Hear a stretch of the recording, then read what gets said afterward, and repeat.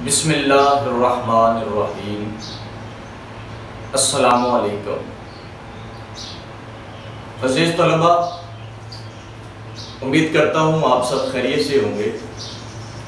हमारा आज का लेक्चर साले अव्वल उर्दू की नज़्म नंबर 5 मुस्तक़बिल की झलक पर मुश्तमिल है।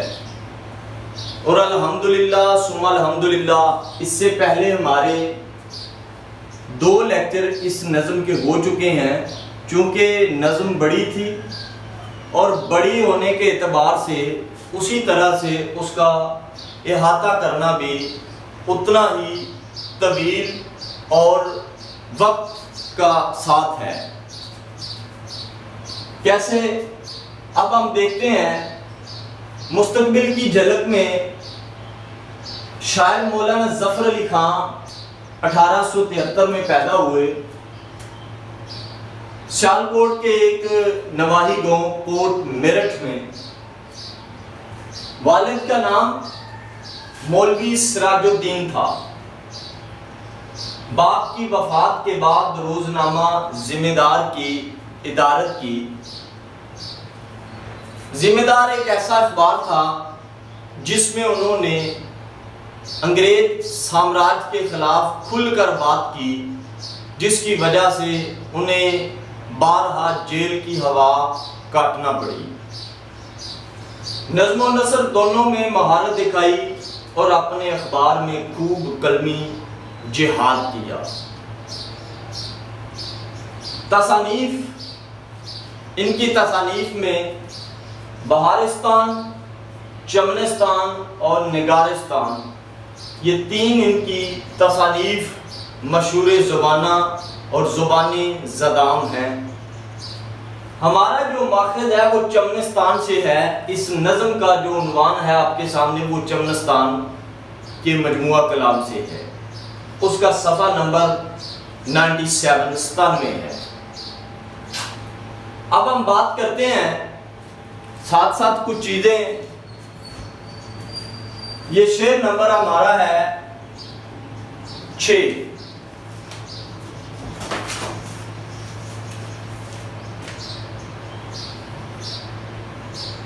इसका ये मफ़हूम,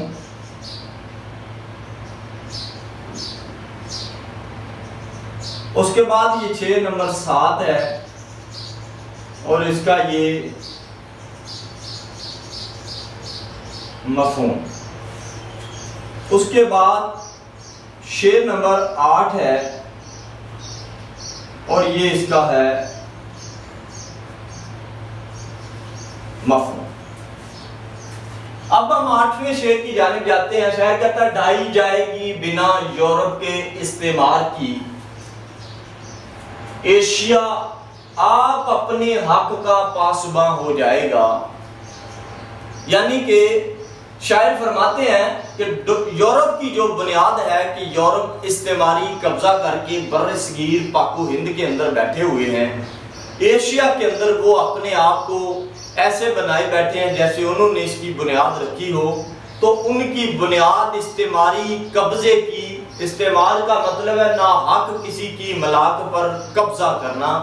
तो शायर फरमाते हैं कि इसकी बुनियाद जो है ना वो ढा दी जाएगी, इसको निस्तो नाबूद कर दिया जाएगा, अंग्रेज को यहाँ से भगाने पर मजबूर कर दिया जाएगा। और ये आप जान सकते हैं कि एक ऐसा मर्द मुजाहिद और ऐसा एक आज़ादी का, हुर्रियत का रहनुमा ही ऐसी बात और ऐसी शायरी रकम तराज कर सकता है।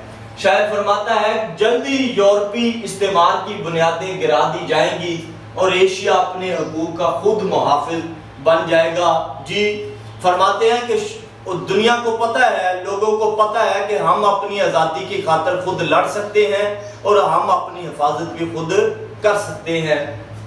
आगे उसकी बात है, हवाले का शेर, पड़ी है खलबली मगरब में ये खबर सुनकर, पड़ी है खलबली मगरब में ये खबर सुनकर कि मशरक के मुसलमान फिर मुसलमान होते जाते हैं।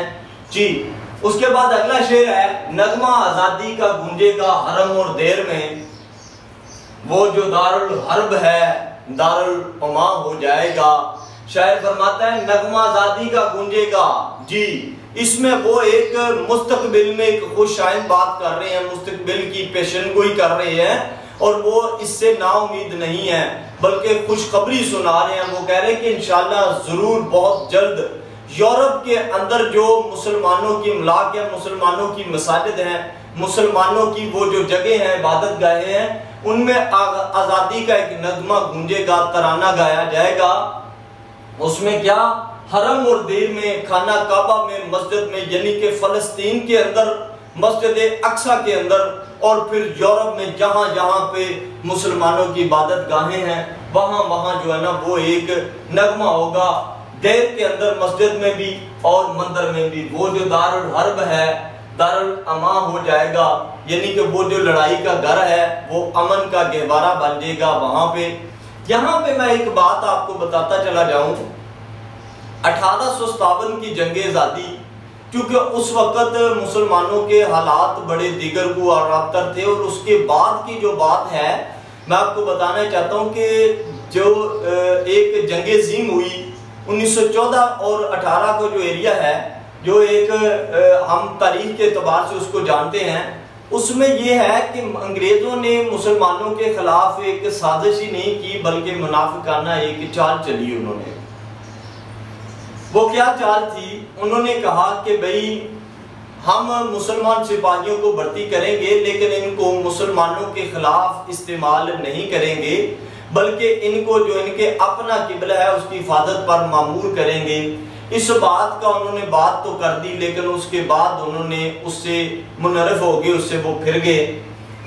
फिर उन्होंने कहा कि जो अमान की घर है, बरसगीर के जो लोग हैं, और शायर फरमाते हैं कि आज इंशाल्लाह हमें उम्मीद की किरण नजर आ रही है कि जो लड़ाई का घर है जो वो कल को दारुल अमान बन जाएगा, वहाँ पे अमन का गहवारा होगा। और अल्हम्दुलिल्लाह आज बर्रसगीर पाको हिंद के अंदर बहुत अमन है।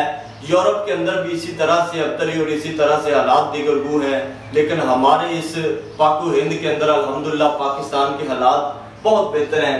गुलामी में नाकाम आती हैं शमशीरें न तदबीरें, जो होज़ों के यकीन पैदा तो कट जाती हैं जंजीरें।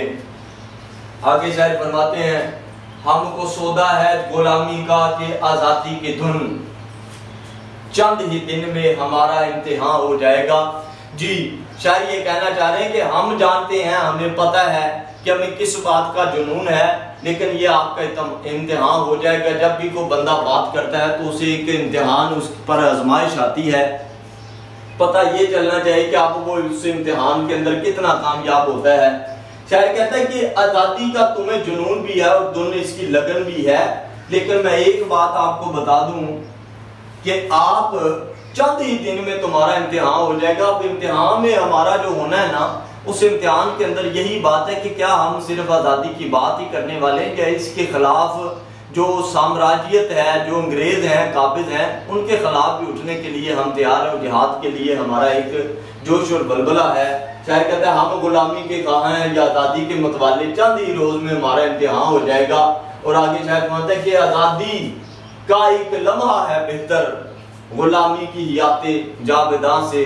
जैसे शायर मशरक अल्लामा मोहम्मद इकबाल लाहौरी ने कहा था कि आप लोग एक जो है ना, अगर गुलामी की जिंदगी गुजारें, गुलामी की जिंदगी से बेहतर है कि आप आज़ादी में सूखी रोटी खा के और ऐसी जगह रहकर गुजारा कर लें जिसमें आपको ये ना हो कि मैं एक गुलाम बन के ज़िंदगी गुजार रहा हूँ। वो यही बात है कि उन्होंने भी यूरोप की बात की, उन्होंने भी इसी तरह से उसको बताने की कोशिश की कि ये जो दारुल अमान है ये दारुल हर्ब है, दारुल अमान बन जाएगा। 3 अशार की तशरीह आज होगी इंशाल्लाह। उम्मीद करता हूँ कल हमारा चौथा लेक्चर होगा, क्योंकि नज़्म ये बड़ी थी और मौलाना ज़फ़र अली खान की ये नज़्म सबक के एतबार से, इम्तिहानी नुक्ता नज़र से भी बहुत अहम है। उम्मीद करता हूँ आप इसको लेक्चर को देखेंगे, अच्छे से इसको समझेंगे और इंशाल्लाह आगे इसको शेयर भी करेंगे, लाइक भी करेंगे और देखेंगे। बहुत शुक्रिया। अस्सलाम वालेकुम।